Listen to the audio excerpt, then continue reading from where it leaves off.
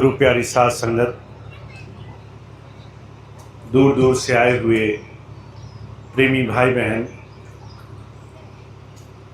बहुत समय के बाद एक बार फिर से हमें ये मौका मिल रहा है आपके इस क्षेत्र में हम सब एक साथ मिल बैठे हैं, गुरु चर्चा कर रहे हैं। संतों ने, महापुरुषों ने धर्म का क्या स्वरूप बताया है, कैसे जीवन की महानता कही है,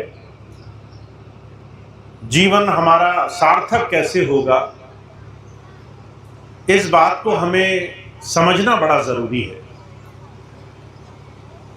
हम और आप गृहस्थ जीवन में,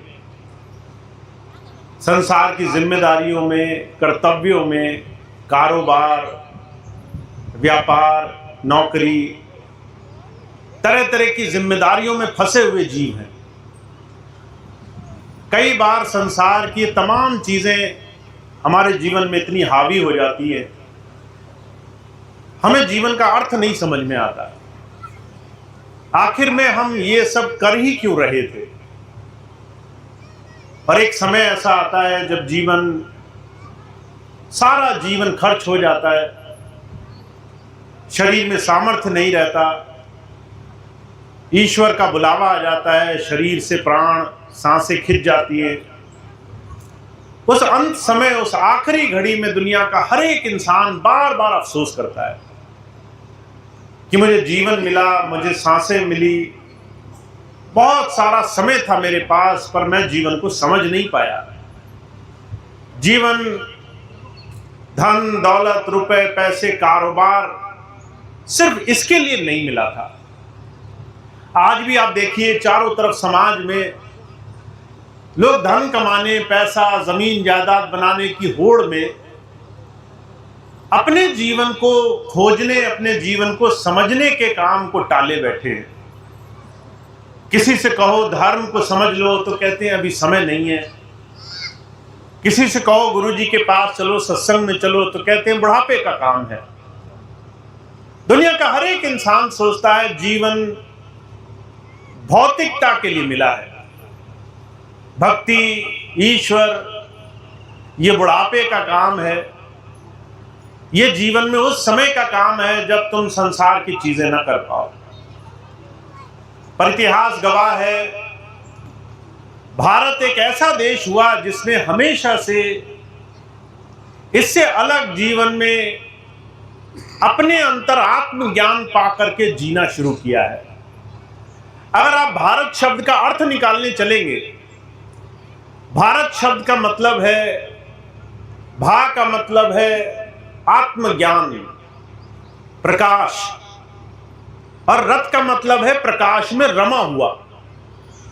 वो इंसान जो अपने आप को जानने में लगा हुआ है, जो अंतर उस प्रभु ज्ञान को पाने में रत है, उसमें मगन है, जो अंतर से जागा हुआ पुरुष है, सिद्ध पुरुष है, वो भारतीय है।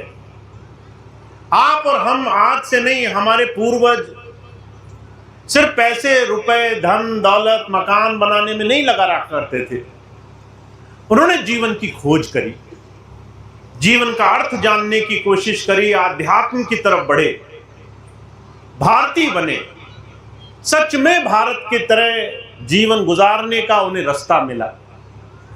आज और हम और आप ये कला धीरे धीरे खोते जा रहे हैं। जो थोड़ी मोड़ी कला ये ज्ञान से, गुरु से जुड़ने की हम में रही होगी, वो हमारे आने वाले बच्चों में नहीं आ पाएगी। कारण क्या है? हम उन्हें ये बात समझाने में नाकामयाब हैं कि धर्म क्या होता है।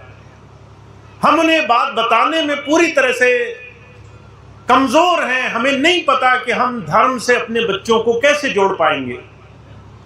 छोटे छोटे बच्चे, बचपन में हमने नाम दिलाया, हमने सोचा ये काफी है। अभी कल 2 बच्चे मेरे पास आए। एक लड़का आया, कहने लगा भैया जी मैं आपका सत्संग बहुत दिनों से सुन रहा हूं, मुझे दोबारा से नाम जानना है, नाम भूल गया हूं। तो जो लड़का उसे लेकर आया, मैंने कहा ये याद दिला देगा। 2 लड़के आए, एक नाम भूल गया, दूसरा उसे लेके आया। मैंने जब उससे कहा तो वो कहने लगा भैया जी मैं भी भूल गया। दोनों ही नाम भूल गए। कल्पना करिए, नाम दिलाकर हम निश्चिंत बैठे हुए हैं, बच्चों ने तो नाम ले लिया, बच्चे उस नाम से जुड़ नहीं पाए, आध्यात्म से जुड़ नहीं पाए। जीवन क्या है, जीवन में किस तरीके से गुरुपथ पर चलना है, उससे विमुख हो गए, संसार में मगन हो गए। हम उसे भारतीय नहीं बना पाए, हम उसे भारत से नहीं जोड़ पाए, हम उसे प्रकाश ज्ञान जीवन की इस महानता की तरफ ले जाने में नाकामयाब हो रहे हैं। और क्यों नाकामयाब हो रहे हैं? क्योंकि हम खुद नाकामयाब होते जा रहे हैं। हम खुद संसार में लिप्त ऐसे हैं, हमारे पास समय ही नहीं है अपने जीवन में अपने जीवन को गुरु से जोड़ने के लिए। हम भागते दौड़ते गुरु जी का ध्यान करते हैं, सुबह उठे टाइम नहीं है, भागते भागते नाम ले रहे हैं। हम शाम को आए, काम इतना है कि भागते भागते खा पी रहे हैं, सो रहे हैं। हमारे पास फुर्सत नहीं है, समय नहीं है कि हम अपने जीवन को समझ सकें। ये भारत नहीं था, ये वो भारत नहीं था जिसके हम रहने वाले हुआ करते थे। ये वो जगह नहीं थी जिस पर सारी दुनिया आंखें टिकाए बैठी थी आध्यात्म के लिए, जहां दूर दूर से लोग आया करते थे ये समझने के लिए कि आखिर में इन लोगों के अंदर क्या ज्ञान है जिसको ये जीवन में प्राप्त करके जीवन में महानता की तरफ चले जा रहे हैं। महाराज जी कहा करते थे, इस बात का ध्यान रखना, तुम्हारी पीढ़ी आखिरी पीढ़ी होगी जो गुरु संत महापुरुषों की महानता को समझ पा रही होगी। आगे आने वाली पीढ़ी अगर तुमने ध्यान नहीं रखा तो माया की गुलाम हो जाएगी, विषय भोगों में लंपट हो जाएगी, तुम्हारी नहीं सुनेगी। गुरु की सुनना तो बहुत दूर की बात है, तुम्हारी बात नहीं मानेगी, तुम्हारी आंखों देखी, तुम्हें अपशब्द कहेगी, गालियां कहेगी, तुम्हें घूरेगी, तुम्हें तरीके से अभिशाप देगी और तुम इसको संभाल नहीं पाओगे। अभी एक बहुत बड़े विद्वान हुए, उनसे मेरी थोड़ी देर पहले चर्चा हुई थी। वो कहने लगे, भैया जी मुझे आश्चर्य होता है, भारत एक ऐसा देश था जो ज्ञान में रत हुआ करता था, आज भारत गाली देने में सबसे ऊंचा देश है। आप चौराहे पे खड़े हो जाइए, लोग गालियां देते हैं। दो लोगों की लड़ाई होगी, दो पुरुषों की लड़ाई होगी, गालियां जब देंगे तो माताओं बहनों को बीच में खींच लाएंगे। ये वो देश है जिसमें हमने सम्मान करना सीखा था। आज वो देश है जहां हम मूर्खता से बुद्धि बंद करके अपनी माँ बहनों को गाली दे करके अपने आप को भारतीय कहलाते हैं। हम धर्म की रक्षा करने का ढोंग रचते हैं।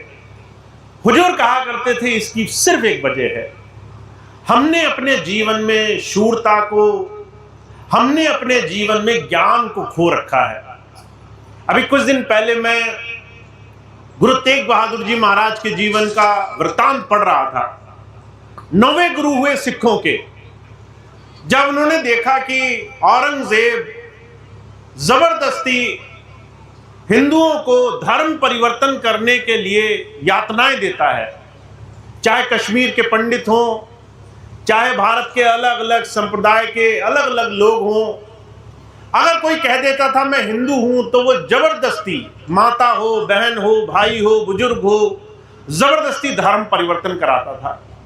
जब वो जबरदस्ती धर्म परिवर्तन कराता था, उस धर्म परिवर्तन में उसने हर रोज न जाने कितने भारत के लोगों को सिर्फ इसलिए कि वो धर्म परिवर्तन स्वीकार नहीं करना चाहते, उसने कत्लो आम मचाया। उसने जबरदस्ती लोगों का धर्म परिवर्तन कराया, उनकी इच्छा के विरुद्ध धर्म परिवर्तन कराया।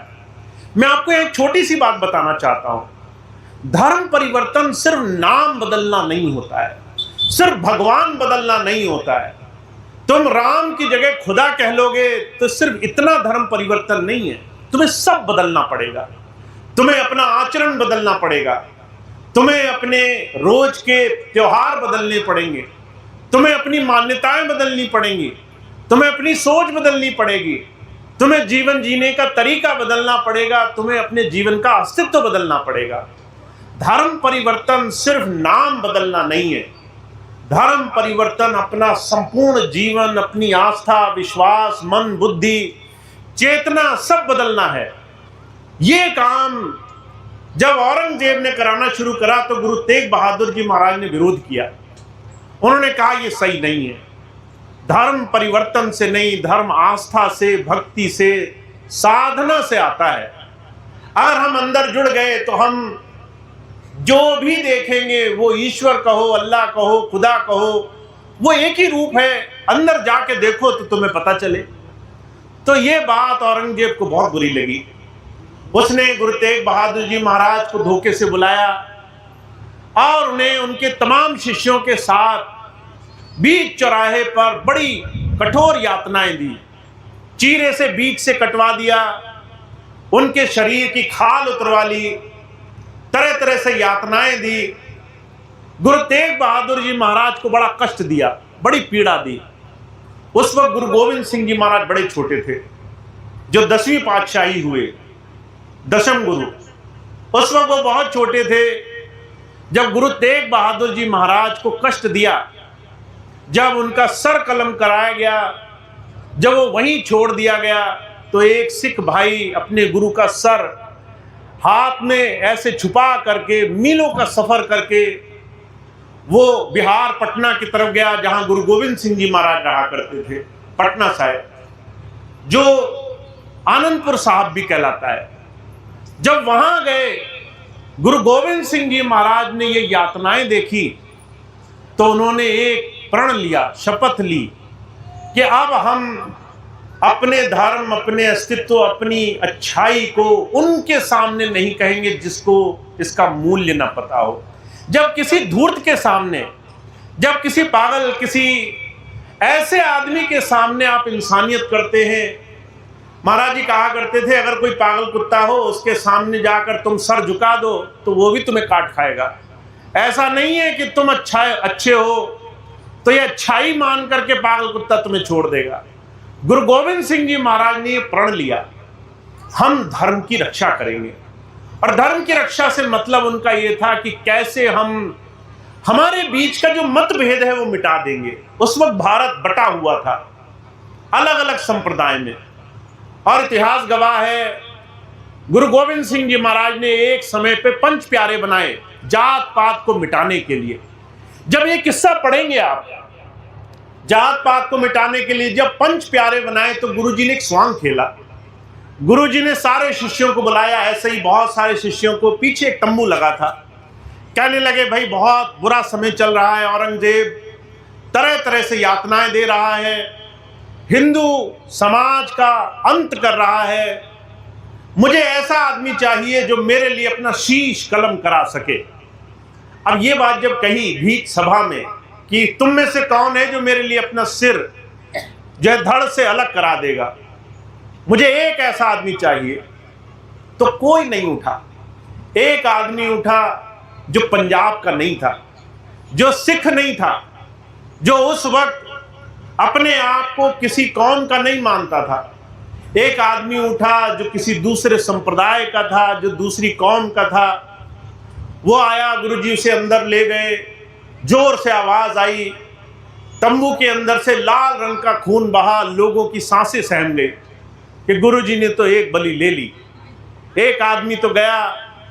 जब गुरुजी लाल तलवार लेकर बाहर निकले, खून से लथपथ, कहा एक से काम नहीं चलेगा, एक और चाहिए। तो जो है जितनी संगत थी सबकी सांसें सहम गई। कहने लगे ये तो सच में लोगों को मार देंगे, ये तो सच में लोगों की बलि ले रहे हैं। लोग जो पहले एक आधा हाँ बोल भी सकता था, अब तो किसी ने बोलना बंद कर दिया। पर गुरुजी ने एक एक करके सबसे आह्वान किया। 5 लोग, अलग अलग संप्रदाय, जाति, धर्म, अलग अलग भारत के अलग अलग कोनों से 5 लोग आए जिन्होंने अपनी बलि देने की बात कही। 5 लोगों को गुरुजी अंदर ले गए, 5 लोगों के साथ बलि देने का स्वांग रचा। जब 5 पूरे हुए तो गुरुजी बाहर लेकर आए 5 को। 5 सही सलामत थे। पर गुरुजी ने कहा ये मेरे 5 प्यारे हैं, ये वो हैं जो मेरे लिए, मेरी बात के लिए अपना शीश कलम कराने को तैयार हैं। पर आश्चर्य की बात आपको ये होगी, वो किसी एक जाति के नहीं थे, वो किसी एक धर्म के नहीं थे, वो किसी एक अलग संप्रदाय के नहीं थे, वो भारतीय थे। भारत के थे। उन्होंने अपने आप को भारत का अटूट हिस्सा माना, वो अखंड भारत के थे। महाराज जी कहा करते थे, हमारे गुरुओं ने जिनका आज हम नाम लेते हैं, उन्होंने ऐसे जीवन में हमारा और आपका अस्तित्व बचाया है।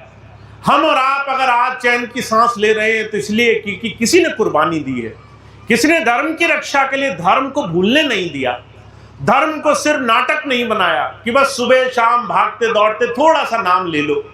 उन्होंने अपने धर्म को माना है, जिया है। उन्होंने अपने ईश्वर को अपने हृदय में बसाया है, उन्होंने भक्ति करी है, उन्होंने साधना करी है। और हुजूर कहा करते थे, साधना का एक बहुत बड़ा असूल है, आपको अपने जीवन में अपने आप को अटूट बनाना है। आपने अपनी आपसी फूट, अपना आपसी मतभेद मिटा देना है। अगर आप अपने आप को नहीं मिटा पाए, आपा नहीं मिटा पाए, तो आप अपने जीवन में अपने आप को उस प्रभु से जोड़ने की बात, उस रास्ते पर चलने के लिए पूरी तरह से तैयार नहीं हो पाओगे। इसीलिए गुरु तेग बहादुर जी महाराज कहा करते थे, साधो सो सतगुरु मैं भावे। मुझे वो सतगुरु पसंद है, वो सतगुरु मेरे को भा रहा है, पर्दा दूर करे अखियन का निज दर्शन दिखलावे। जो मेरे अंतर का ये पर्दा मिटा देता है, जो मुझे ये सिखा देता है कि मैं सिर्फ मनुष्य हूँ, इंसान हूँ, इंसानियत मेरा परम धर्म है, मनुष्यता मेरा परम धर्म है।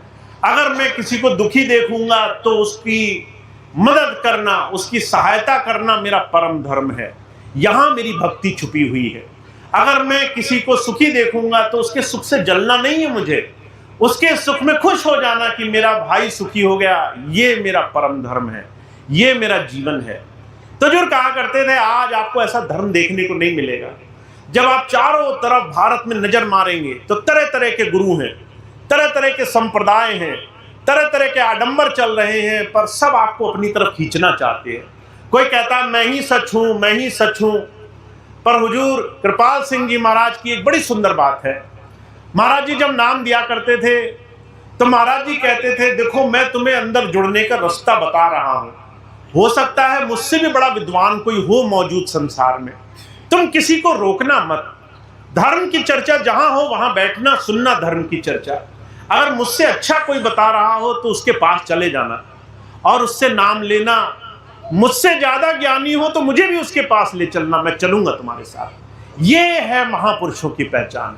वो भेदभाव नहीं करते, वो ये नहीं कहते कि तुम मेरे हो गए तो इसका मतलब ये नहीं है कि तुम किसी और की सुनोगे नहीं, तुम किसी और को समझोगे नहीं। तुम्हें अगर विद्वान मिले, महापुरुष मिले तो सम्मान नहीं करोगे। तुम अगर जीवन में गुरु परंपरा से जुड़ गए तो गुरु परंपरा तुम्हें कट्टरपंथ सिर्फ अपने आप में जुड़ना सिखाती है।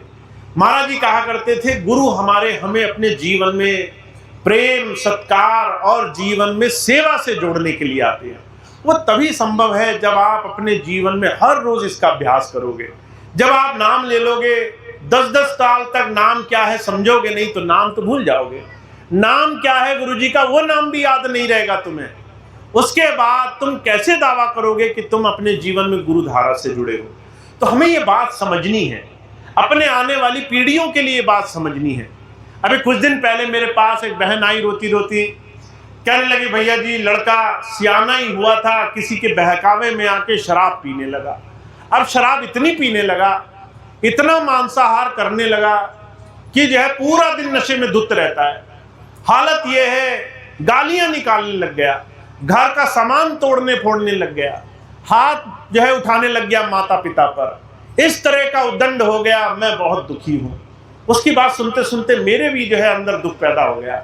हम कैसा समाज बना रहे हैं, हम कैसे अपने आगे आने वाली पीढ़ियां बना रहे हैं।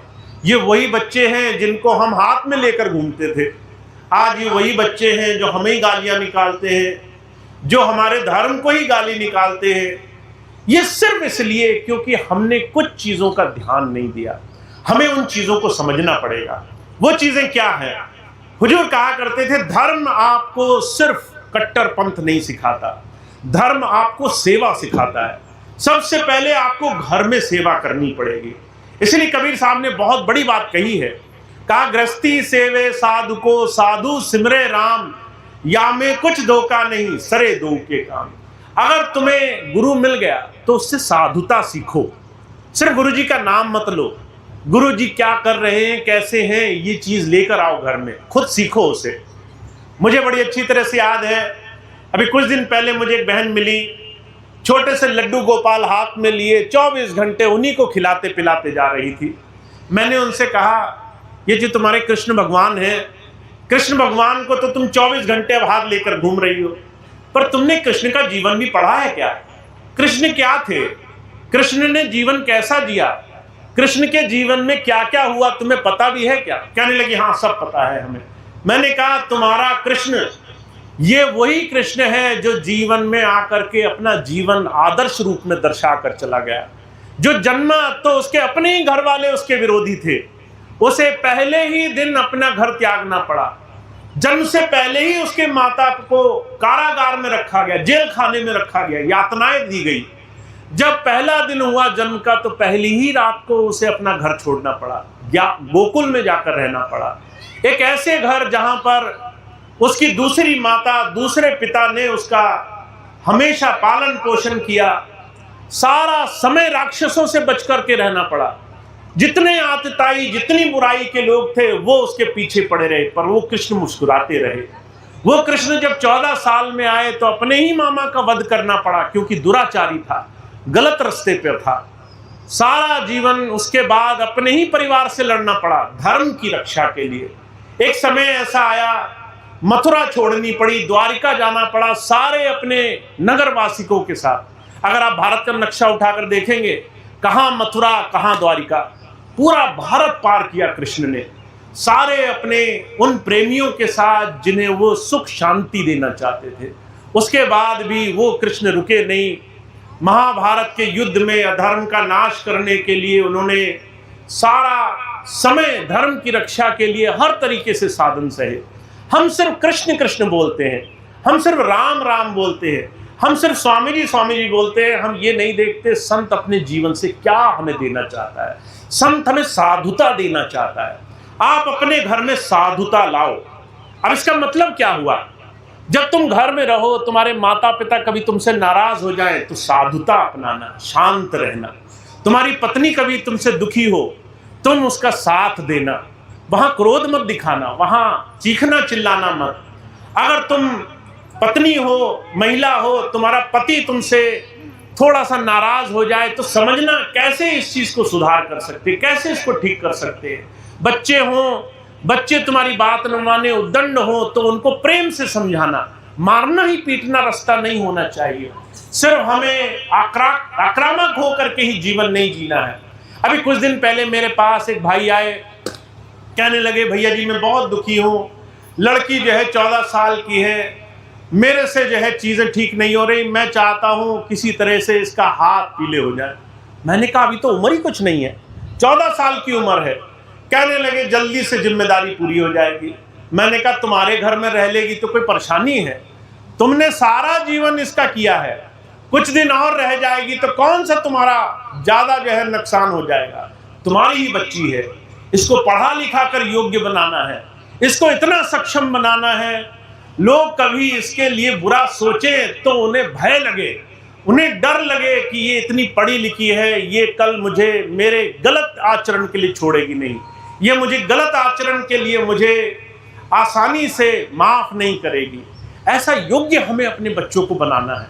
अगर हम अपने बच्चों को योग्य नहीं बना सके, अगर हम उन्हें बचपन से गुरु से नहीं जोड़ सके, गुरु धारा से जोड़कर हम अभी से उन्हें सदाचारी नहीं बना सके, उनके अंदर साधुता नहीं ला सके, तो वो दिन दूर नहीं है किसी दूसरे के बहकावे में वो जाकर शराब पीने लग जाएंगे, नशे करने लग जाएंगे, व्याधियों में, विकृतियों में फंस जाएंगे, दूसरे लोग उन्हें दुराचार में उलझा लेंगे। तुम देखते रह जाओगे, तुम्हारे नीचे से तुम्हारी दौलत लुट जाएगी। हुजूर कहा करते थे इसके लिए हमें जागना पड़ेगा। हमें अपने घर में जो हमारे आगे सबसे बड़ी चीज है, इसको भक्ति मान लो, इसे गुरु की सेवा मान लो। गुरु जी तुमसे कह रहे हैं तुम्हारे घर में तुम्हें अपना घर स्वर्ग बना देना है, अपने घर का आचरण स्वर्ग बना देना है। जब तुम घर जाओ तो तुम्हारा हृदय करे कि तुम घर में बड़े प्रेम और सुख शांति का आभास कर सको। ऐसे घर में अगर जाने से दिल कतराए, जहां रोज रोज कलेश मचता हो, लड़ाई झगड़ा हो, रोज रोज रुदन मचता हो, तो तुम भी अपने घर से भागने लग जाओगे, तुम भी अपने घर में जाने से कतराने लग जाओगे। तो ऐसा परिवार बनाना धर्म की, गुरु सेवा की बहुत बड़ी जरूरत है। क्योंकि अगर आप अपने आप तर गए, खुद राम राम कहते रहे, बाकी सबके लिए आपने राम वो जो है सार्थक नहीं किया, तो जीवन में वो भक्ति सार्थक नहीं हो पाएगी, वो जीवन हमारा सार्थक नहीं हो पाएगी। हमारे गुरुजनों का इतिहास है इस चीज के लिए, हमारे सिख गुरुओं का, हमारे दूसरे गुरुओं का इतिहास है इस चीज के लिए। कैसे आपको अपने जीवन में अपने लिए पहले धर्म बनाना पड़ेगा, तभी तो धर्म की रक्षा करोगे। जब खुद अपने आप को जानोगे, खुद आपके लिए धर्म क्या है, आपके लिए गुरु क्या है, तभी तो आप उसकी रक्षा कर पाओगे, तभी तो आप उस चीज को संभाल पाओगे, तभी तो एकता को महत्व दोगे। अगर आपने अपने आप के बारे में सोचा ही नहीं, तो आपका जीवन ऐसे ही खर्च हो जाएगा। तो आप बहुत भाग्यशाली हो, आपको भारत में रहने का मौका मिला है। मैं आपको आश्चर्य से बात बताता हूं, अगर आप भारत से भ्रमण करना शुरू करें, भारत से बाहर जाना शुरू करें, अगर आप घर से बाहर निकलकर दूसरे गांव, कस्बे, मोहल्ले, दूसरे देशों में जाना शुरू करें, आप देखेंगे लोग नशों में धुत हैं, लोग दुराचार में लिप्त हैं, एक छोड़ चार चार शादियां कर रहे हैं, लोग ऐसे ऐसे गलत कामों में लिप्त हैं, तुम्हारे अंदर तुम्हारा हृदय कांप जाएगा। तुम देखोगे वहां पर धर्म का एक लेश मात्र भी कतरा काम नहीं कर रहा है। लोग ईश्वर को भुलाए बैठे हैं, लोग दुराचार में लिप्त हैं, लोग जो है दुखी हैं, परेशान हैं, उन्हें पता ही नहीं है जीवन कैसे जीना है। ऐसे में तुम भारत में जन्मे, ऐसे में तुम भारत का हिस्सा बने, ऐसे में तुम्हारे चारों तरफ गुरुजन, अलग अलग महापुरुषों का तुम्हारे सामने इतिहास मौजूद है। मैं कई बार बहुत से माताओं बहनों को कहता हूँ, भाइयों को कहता हूँ, अपने घर में थोड़ा सा धर्म का स्वाध्याय शुरू करो। तुम्हारे पास रामचरितमानस है, तुम्हारे सामने गीता है, भागवत है, रोज सुबह 2 पन्ने पढ़ा करो। अगर तुमने 2 लाइनें भी पढ़ ली किसी महापुरुष के जीवन की, उपनिषदों की 2 लाइन पढ़ ली, तुमने दूसरे संतों महापुरुषों की, तुमने अपने स्वामी जी महाराज की पुस्तकों की 2 पन्ने पढ़ने शुरू कर दिए, तुम्हें समझ में आ जाएगा तुम्हारे सामने बहुत बड़ी जिम्मेदारी है, तुम्हारे सामने जीवन को बनाने की बहुत बड़ी जिम्मेदारी है। तुम यहाँ जो है भगवान विष्णु की तरह क्षीर सागर पर लेटने के लिए नहीं आए, तुम यहाँ आराम फरमाने के लिए नहीं आए कि तुम यहाँ बैठे हो और पूरे आनंद में, विलास में पूरा समय इन्हीं चीजों में खर्च कर रहे हो कि दूसरे के जीवन में क्या हो रहा है। तुम यहाँ जीवन बनाने के लिए आए हो, जीवन निर्माण करने के लिए आए हो। तुम्हारा जीवन बनेगा तभी जब तुम आत्मनिर्माण के बारे में सोचोगे, जब तुम अपने आप को गुरुजी से जोड़ने के बारे में सोचोगे। तो वो भाग्यशाली होते हैं जो अपने हर दिन को बनाने लग जाते हैं। तो आपके पास 2-3 बहुत सुंदर चीजें हैं, आप अपने जीवन को बना सकते हो। पहली चीज, स्वाध्याय किया करो। थोड़ी देर किसी भी धर्म पुस्तक को लो और उसको 2-2 पन्ने रोज पढ़ने लगो। दूसरी चीज ये, थोड़ा समय अपने गुरुजी को समर्पित किया करो, थोड़ा समय अपने गुरुजी की याद में बैठा करो, उनसे जो है प्रार्थना किया करो कि हे गुरु, मुझे इस योग्य बनाओ, मैं अपने अंदर और बाहर से दुनिया को रास्ता दिखाने के योग्य बन सकूं। मुझे इस योग्य बनाओ कि कोई मेरे पास आए तो वो ये बात खुशी खुशी लेकर जाए कि आज मैंने कुछ सीखा, आज मैंने कुछ पाया, आज मुझे जीवन में कुछ ऐसा प्राप्त हो गया जिससे मेरे जीवन में बहुत कुछ मेरे जीवन में बनेगा। और इसके लिए उम्र का लिहाज मत करो। हुजूर कहा करते थे, गुरु अमरदास जी महाराज हुए 70 साल की उम्र में उन्हें गुरुजी मिले थे। 70 साल की उम्र में उन्होंने गुरु अंगद देव जी महाराज से नाम लिया था। उसके बाद तो उन्होंने भक्ति शुरू की थी। तुम्हारी तो उम्र ही क्या है, तुम तो अभी 10, 20, 30, 40 साल के हुए हो, अभी तो बहुत समय है तुम्हारे पास। तुम अगर आज शुरू करोगे तो आज से ही तुम्हारा काम बनने लग जाएगा। बस तुम्हें अपना हर रोज संवारना होगा। हर रोज सुबह उठो तो तुम्हारा दिन तुम्हारे खुद के नियमों में बंधा होना चाहिए। हर रात सोने से पहले तय कर लो, कल मुझे कौन सी 3-4 चीजें करनी ही करनी है। कल मैं सुबह उठूंगा, 2 मिनट, 4 मिनट, जो भी मुझे बन सके मैं गुरुजी से प्रार्थना करूंगा। 2 जो है पन्ने में स्वाध्याय करूंगा। मैं अपने घर में सदाचारी, मैं अपने जीवन में साधुता से रहूंगा। महाराज जी हमारे एक बात कहा करते थे कहा करते थे जब तुम घर से बाहर निकलते हो ना तो दुनिया का हर एक इंसान तुम्हें लूटना चाहता है। दुनिया में कोई ऐसा इंसान नहीं मिलेगा जो तुमसे फायदा उठाने की ना सोचता हो। लोग तो तुम्हें जानबूझ के गलत रास्ता बता देंगे, लोग तो तुम्हें जानबूझ के ऐसे चीजें बता देंगे कि तुम्हारा नुकसान हो जाए। बाहर संसार में बहुत लड़ाई है, बहुत संग्राम है, तरह तरह के युद्ध छिड़े हुए हैं। जब तुम अपने घर की दहलीज पार करो तो वहां युद्ध नहीं होना चाहिए, वहां तुम्हारे बुद्ध होना चाहिए, वहां शांति होनी चाहिए, वहां तुम्हारे सत्कार होना चाहिए। जब तुम घर आओ तो तुम्हारे हृदय में प्रभु प्रेम बसा हो, शांति हो, तुम्हारे घर में सत्कार हो, सम्मान हो, खुशी हो। ये तुम्हें बनाना पड़ेगा। इसके लिए तुम्हें अपने जीवन में अपने घर को हमेशा सुख शांति का प्रतीक बनाना पड़ेगा। अगर कोई ऊंची आवाज से बोलता है तो उसे मना कर दो, हमारे घर में ऊंची आवाज से नहीं बोला जाता। अगर कोई चीखता चिल्लाता हो तो उसको मना कर दो, हमारे घर में चीख चिल्लाकर बात नहीं की जाती। कोई गाली निकालता हो, शब्द बोलता हो, उसको मना कर दो, हमारे घर में गाली नहीं दी जाती। कोई माँ बहन की गाली देता हो, तुम कहो ये हमारी पूज्य है। हमारे भारत में माताओं बहनों को पुरुषों से पहले याद किया जाता है। हमारे जो देवता होते हैं, जो हमारे जितने भी बड़े बड़े अवतारी पुरुष हुए, उन्होंने सबसे पहले माता का नाम लिया, फिर अपना नाम जोड़ा। अगर आप इस चीज को समझ गए तो आपकी बोली चाली, कर्तव्य, आपका जीवन, आपकी एक एक सांस आपको जीवन में बनाएगी, निर्माण करेगी। और जो आपको देखेगा सीख कर जाएगा, जो आपको देखेगा वो सीख कर जाएगा।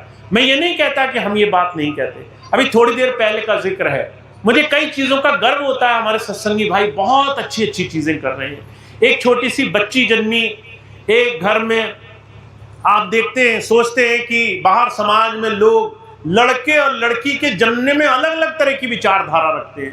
अगर घर में लड़का हो गया तो लोग कहेंगे ये बहुत अच्छा हुआ, नाम चलेगा हमारा। पर लड़की जन्म गई तो लोग कई बार उतना खुश नहीं होते। पर मुझे कई चीजों का गर्व होता है अपने सत्संगी भाई बहनों पे। एक सत्संगी घर में एक बेटी जन्मी, बेटी थोड़ी सी शरीर उसका अच्छा नहीं, पूरी तरह से स्वस्थ नहीं थी। जो पिता थे उसके मन में थोड़ा अभाव आया। उस भाई ने खुद मुझे बात बताई, कहने लगे मैंने अपने पिता से कहा, पिताजी सत्संगी थे, पिताजी कहने लगे कि जो है तुम्हें गुरुजी ने, स्वामी जी ने ये आशीर्वाद दिया है, ये प्रसाद है उनका, तुम्हारे घर में पुत्री का जन्म हुआ, इसको प्रसाद मानकर इसकी सेवा करो, इसकी खूब प्रेम प्यार से सेवा करो। और वो भाई बहुत अंदर से उसके जो भी दुख था वो चला गया। वो बहुत प्रेम से लग गया कि मुझे बहुत मन से अपनी बच्ची की सेवा करनी है। तो हमारे सत्संगियों में ऐसे लोग भी हैं जो गुरु को दिल में बसाकर चलते हैं, जो गुरु की बात पर अपना जीवन चलाते हैं, जो गुरु की बात को आचरण करते हैं। तो मुझे इस बात का गर्व भी होता है। पर याद रखिए, हमें अपने जीवन को ऐसा बनाना है ताकि हमारे समाज, हमारे चारों तरफ वो लोग जो गुरु को अभी नहीं समझ रहे हैं, वो हमारे आचरण को देख करके भाव विभोर हो जाए। वो कहे ये ऐसे लोग हैं जो है अपने घर में शांति के लिए कुछ भी कर देंगे, पर अगर बाहर कोई इनके अस्मिता, इनके किसी आत्मसम्मान पर उंगली उठाएगा तो ये एकजुट हो जाएंगे। ये एकजुट हो करके धर्म की रक्षा के लिए बड़ी से बड़ी लड़ाई लड़ जाएंगे। जैसे गुरु गोविंद सिंह जी महाराज ने कहा, 1.25 लाख से एक लड़ाऊं ता गुरु गोविंद सिंह नाम तराऊं। मैं ऐसा हूं कि मेरे जितने प्यारे हैं, 1.25 लाख विरोधियों के खिलाफ तो मेरा एक एक शिष्य काफी है, क्योंकि वो गुरु को हृदय में धारण करता है। तो हमें ऐसा बनना है, बाहर कोई धर्म विरोधी हो, हिंदुत्व का विरोधी हो, हिंदू कहने पर अगर कोई आप पर आंख उठाता हो तो आप गर्व से कहो कि हम हिंदू धर्म के, हम भारत के, हम अपने गुरु के मानने वाले हैं। हमें इस बात से कोई शर्म नहीं है, हमें इस बात से कोई गुरेज नहीं है।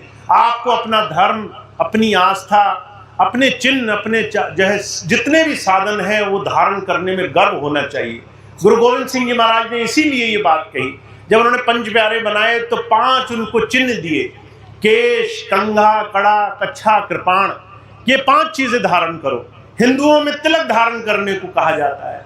हिंदुओं में कहा जाता है कि आपको अपने जीवन में अपने आप को बाहरी अगर कुछ ऐसे नियम पालन करने पड़े तो उसे गर्व से धारण करो। तो आपको इस बात को समझना होगा कि आपके गुरुजनों ने जब कोई चीज कही तो वो इसलिए कही, तुम याद रखो, तुम सिर्फ बाहरी तमाम अलग अलग लोगों की बातों में आकर अपना अस्तित्व मत खो देना। तुम अपने आप को किसी और के कहने पर मत खो देना। तो हमें इस बात का गर्व होना चाहिए, हम भारत के संतों महापुरुषों की ऐसी धरती पर जन्मे हैं और हमें अपने जीवन में कुछ बनाने का मौका मिला है। अब आप इसको बनाओगे तो जीवन बनेगा, और अगर आप कुछ नहीं करोगे तो जीवन ऐसे ही हाथ से रेत की तरह फिसलता चला जाएगा। समय निकल जाएगा, वो समय आ जाएगा आप अपने ही साथ बैठे हुए लोगों को अपने से बहुत आगे जाता हुआ देखोगे और ग्लानि से मन भर जाएगा। मन में सिर्फ दुख होगा, कष्ट होगा, मन में सिर्फ ग्लानि होगी कि बताओ मैं नहीं जागा, वो जाग गया, वो आगे चला गया, मैं पीछे रह गया।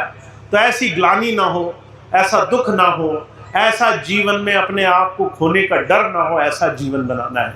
इसलिए कबीर साहब एक बात कहते हैं, कहते कबीर जब हम पैदा हुए जग हंसा हम रोए, ऐसी करनी कर चलो हम हंसे जग रोए।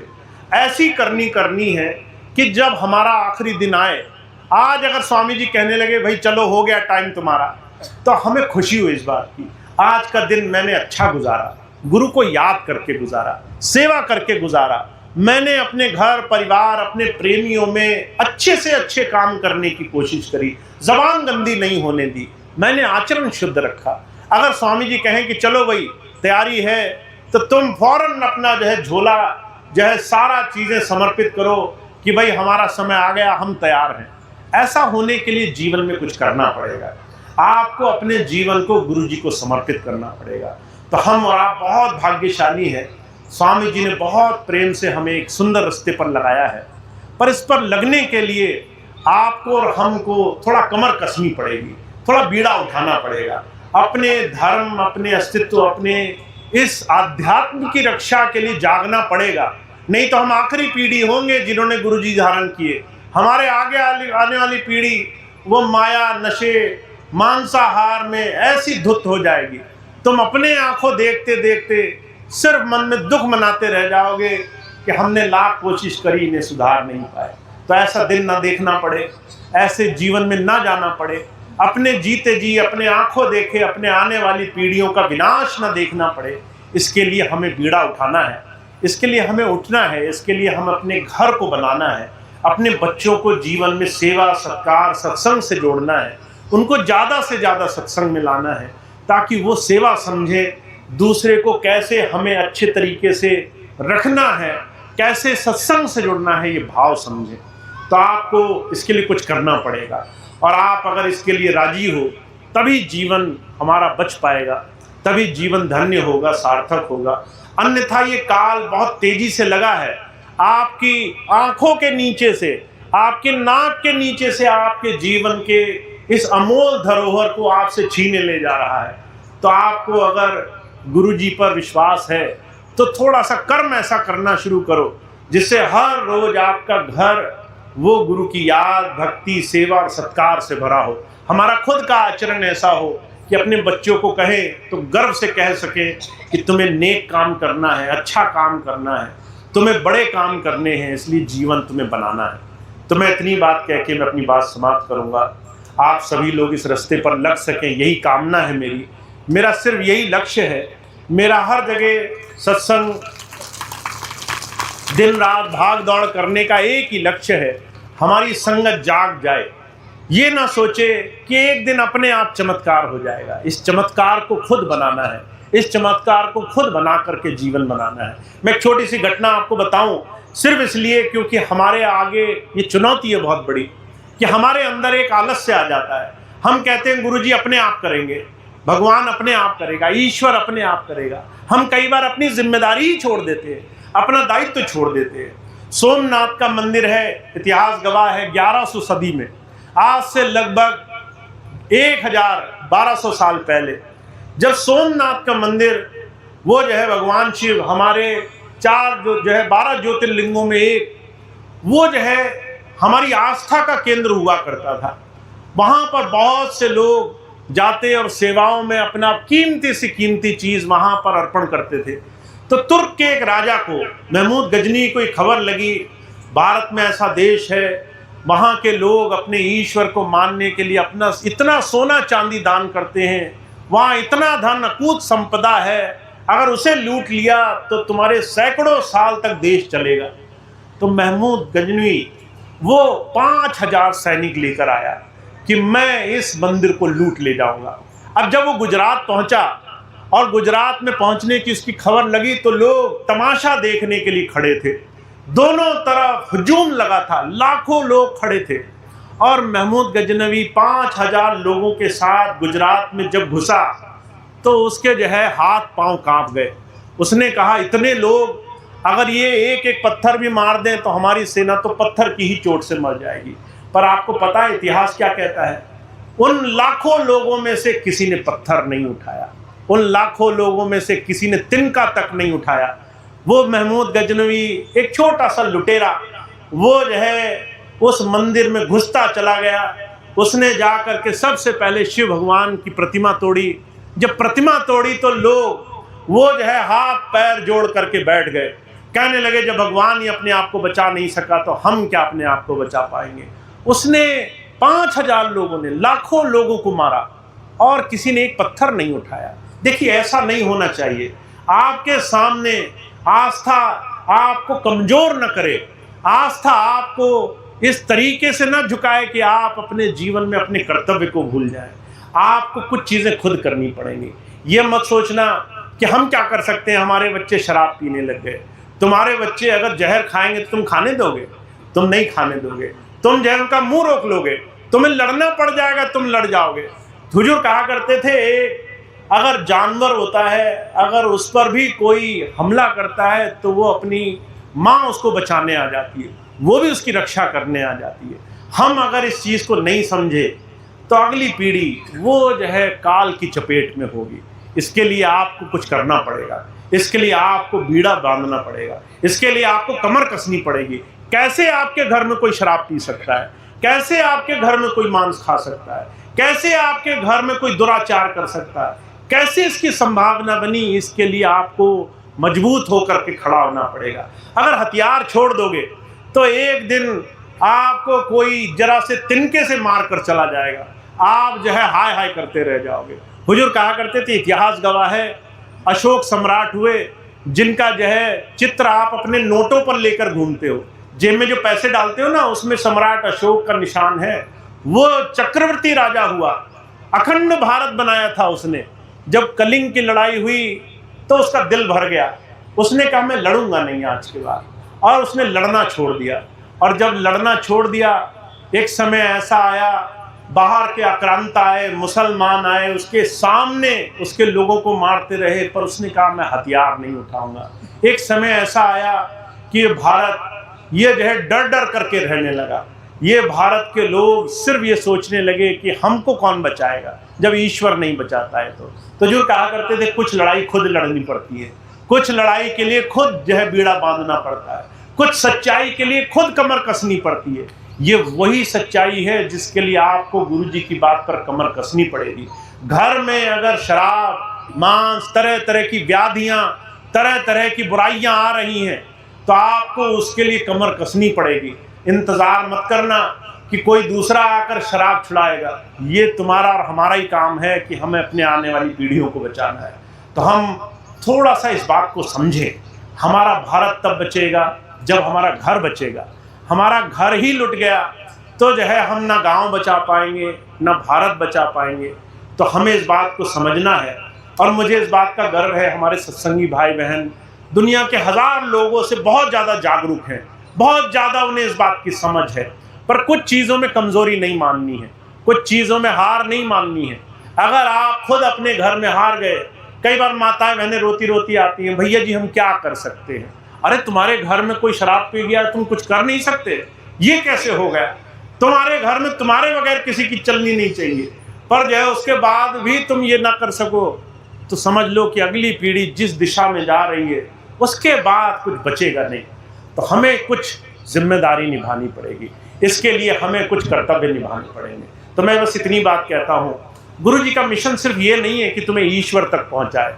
गुरु जी का मिशन ये भी है कि जहाँ तुम खड़े हो आज वहाँ लोग तुमसे कुछ सीख सके, तुम्हें देखकर लोगों के अंदर हिम्मत आ जाए कि फलानी माता ने अपना घर सुधार लिया, फलाने पिता ने अगर अपना घर सुधार लिया तो मैं भी सुधारूंगा, फलाने ने अगर जीवन अच्छा बना लिया तो मैं भी बनाऊंगा। तो प्रेरणा देना भी हमारा काम है। तो हम और आप बहुत भाग्यशाली हैं।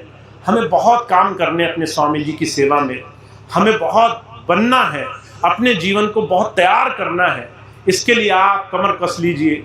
बहुत बड़ी हमारे सामने चुनौती है, इसको हमें स्वयं गुरु की आज्ञा मानकर रोज रोज बनाते जाना है ताकि जीवन धन्य हो सके। तो इतनी बात कह के मैं अपनी बात समाप्त करूंगा। आप सभी का बहुत बहुत धन्यवाद। आज आप यहाँ पर बहुत प्रेम प्यार से बैठे सत्संग में आए। जिन भाई बहनों ने इतना सुंदर सत्संग का आयोजन किया उनका बहुत बहुत आभार। आपने इतना सुंदर कार्यक्रम करा। मैं बस ये चाहता हूँ जब मैं सत्संग में कोई बात आपके कहूँ तो वो आप किसी तक पहुँचाने का जरूर प्रयास करें। देखिए, अगर मैं आपके पास आया इतनी दूर से, आपने सत्संग सुना और जब आप यहाँ से गए तो पल्ला झाड़ कर चले गए कि सत्संग सुन लिया, आप बहुत हो गया हमारा, अब इसके आगे हम कुछ नहीं करेंगे, और जैसे ही बाहर निकले आप भूल गए, गांव से बाहर जाते जाते सारा सत्संग चौपट हो गया, तो कोई फायदा नहीं है। कुछ लेके जरूर जाना।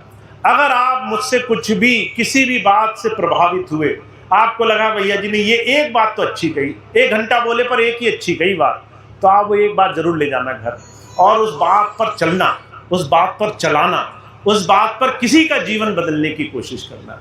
तो हमें जीवन में इस सत्संग को जन जन तक पहुंचाना है। हमें अपने तमाम प्रेमी भाई बहनों, अपने बच्चों, अपनी तमाम आने वाली पीढ़ियों में, बेटे हों बेटियां हों, उन सबको हमें बहुत शिक्षित करना है, पढ़ा लिखा कर तैयार करना है।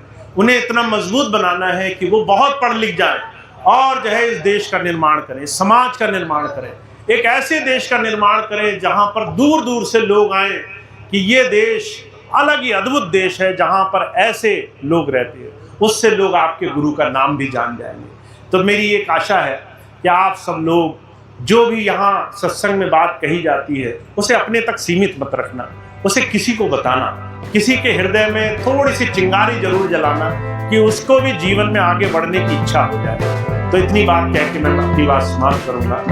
अब आज का कार्यक्रम समाप्त होगा।